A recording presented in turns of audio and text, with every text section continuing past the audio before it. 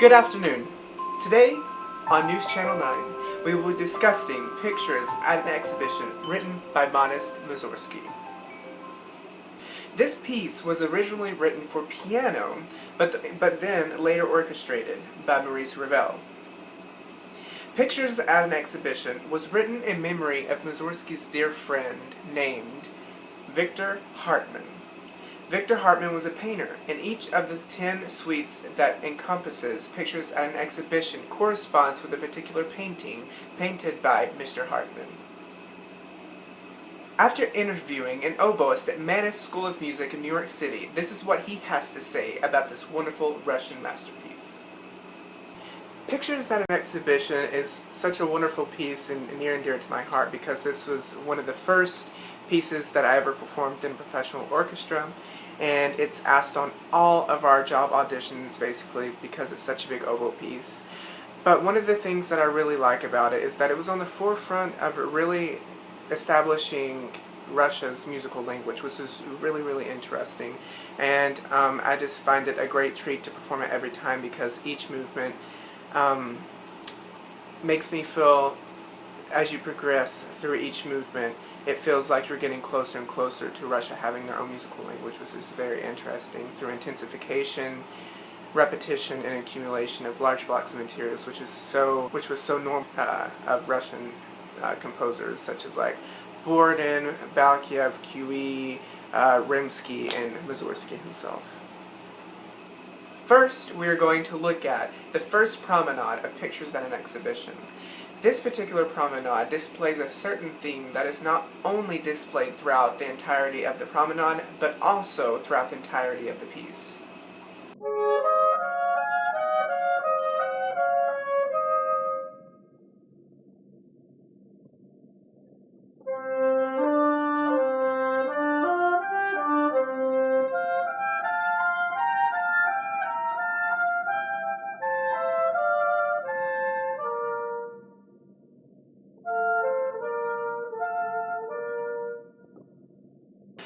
Among Mussorgsky and his 4 other confidants of Russian national music, repeating a theme and not developing it, but rather just doing slight deviations in dynamics, articulations, and chordal structures might seem lazy, but Borodin, Q.E., Balkiev, Rimsky-Korsakov, and Mussorgsky thought otherwise. Next, we will look at the second promenade. At the end of the second promenade, the oboe solo brings back the main theme to the listener's ears and guides them through all of the repetition, accumulation, and intensification that has been going on so far.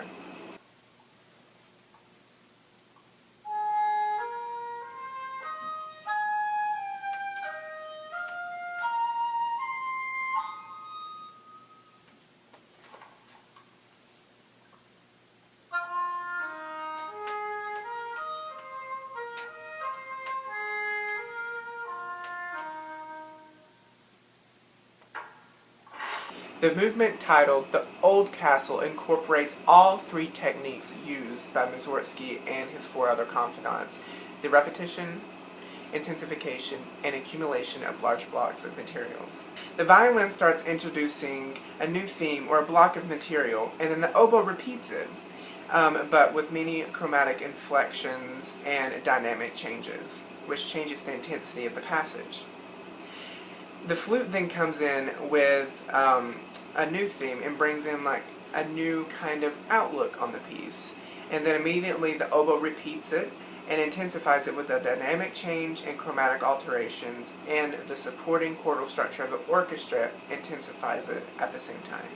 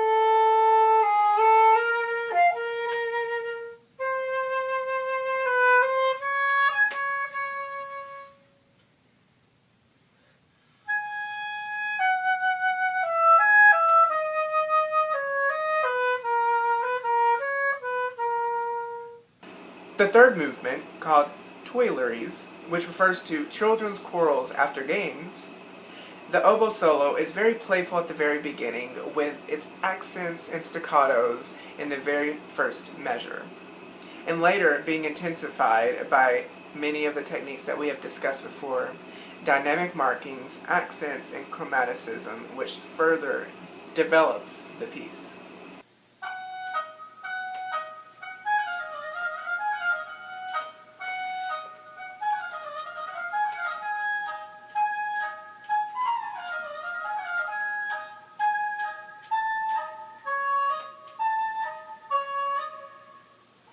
The fourth promenade obviously reinstates the same material, the theme, and brings the listener's attention back to the reoccurring thing that happens in each promenade, but it also reintroduces mysterious new material that starts with two oboes and octaves leading with a crescendo and ends with a nest of half unhatched chicks running around.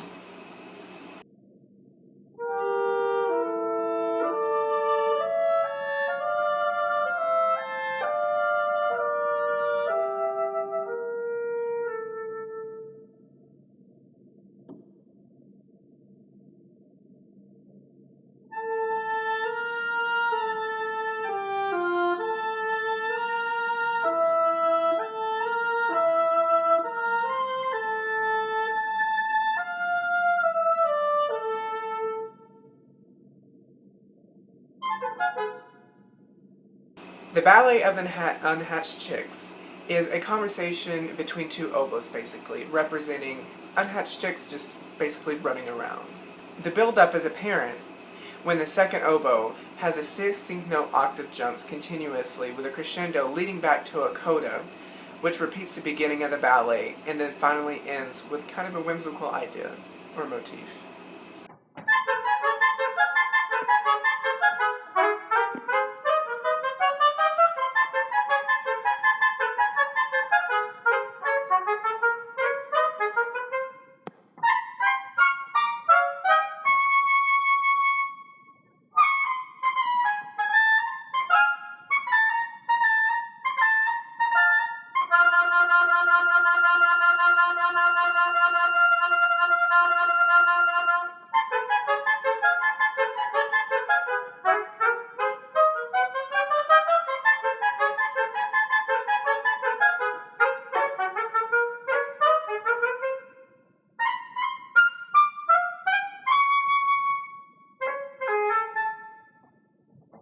The reoccurring varied promenade returns, obviously bringing back the listener's ears to the main theme of the entire piece, but instead of just featuring it in one oboe, he makes it between two oboes, therefore intensifying it and bringing it closer to the end of the piece.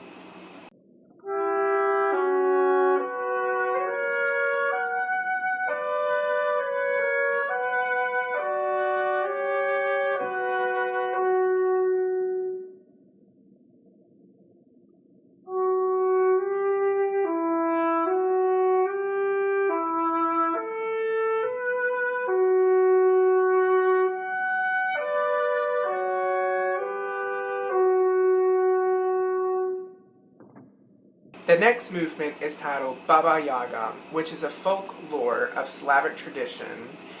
It's based on a hut on hen's legs.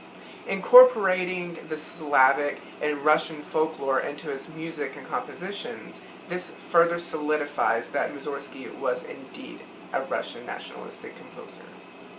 The last movement is titled The Great Gate of Kiev. This movement also incorporates Russian folk-like melody with extreme repetition, intensification, and accumulation that ultimately ends with a Russian masterpiece with wonderful harmonies, bell-like tones, and also a brass fanfare.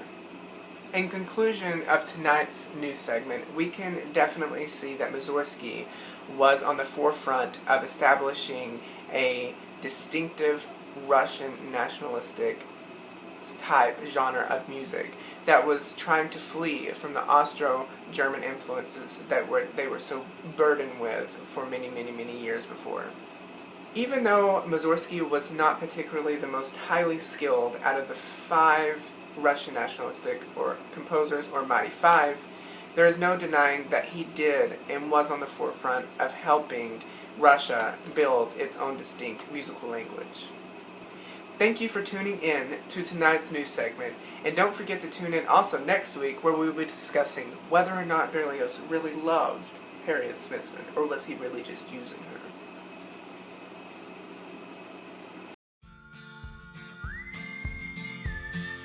Literature incorporates, Incorporates. and change the world we know, and watch the new segment. And then it starts. Boa noite, meus amigos.